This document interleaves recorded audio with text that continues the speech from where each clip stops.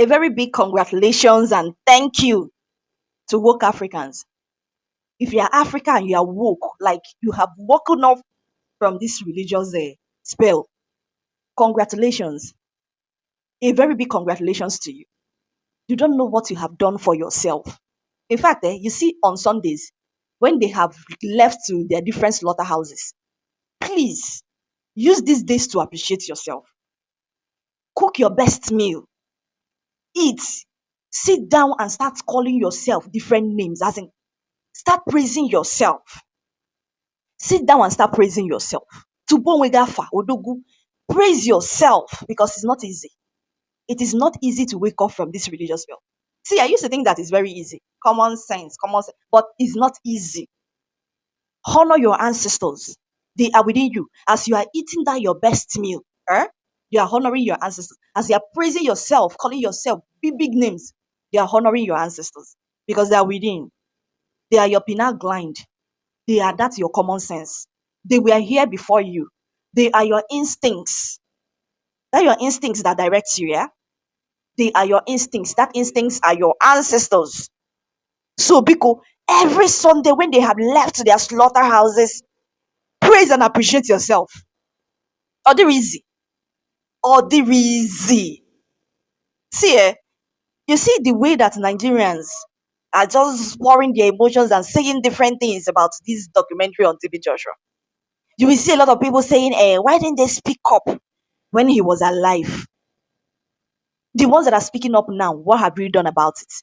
If these people, yes, Bisola have been speaking up. If anybody come up to speak, if it's a woman, Olosho, they have paid this one. Come and tarnish the image. They have paid this one.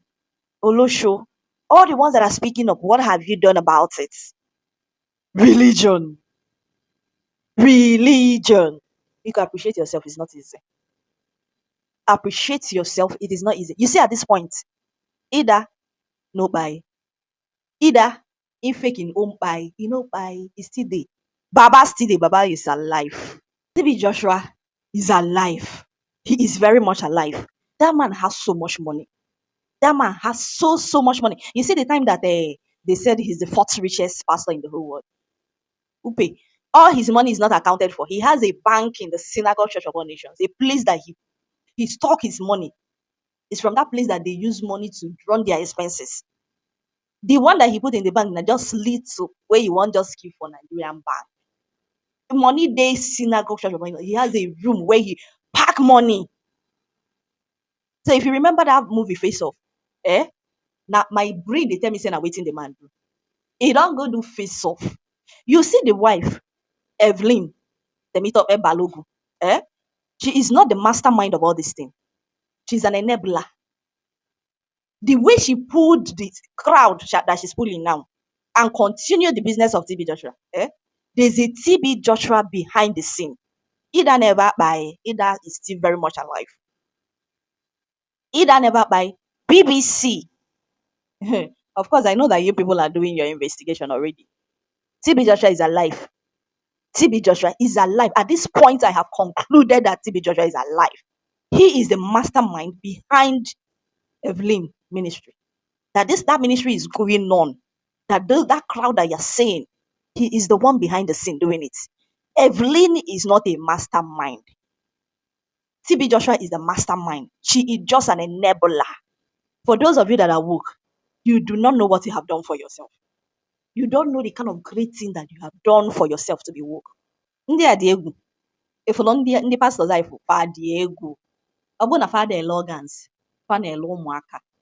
Ona how that conduct na different types of businesses. Now for the ones ndị nkapụ, they say that every nation gets the kind of leadership it deserves. That is perfect. Is accurate. You see, this is our country. We get the kind of leadership that we deserve. There is no difference between the salaka that TB Joshua was doing, and the salaka that armed robbers are doing. You see, armed robbers, when they go rob finish, they will now come and do salaka, go to the streets and be giving people things. That is why they created this artificial poverty in Africa. So that they will be throwing crumbs at people. No matter how, Izugbo Rizusiori, for the fact that you have the people that we are giving to. Ịkpọkọ poor people, ị na-ebunye ha rice, ị na-enye ha ego. You will be the greatest man. You cannot try this thing outside of here, outside of this our continent. Who sent you? Who sent your papa? Say you go to thief. If you finish like this, you go pack money, go and give to some people. And because of it, every other thing that you do is forgiven. You're a great man, you're a great woman. It is not done outside of here. That is why they created this artificial poverty, so that they will see the people that they will be throwing these crumbs at. And at the end of the day, they will be the greatest. And any philanthropist up and down. And any philanthropist up and down.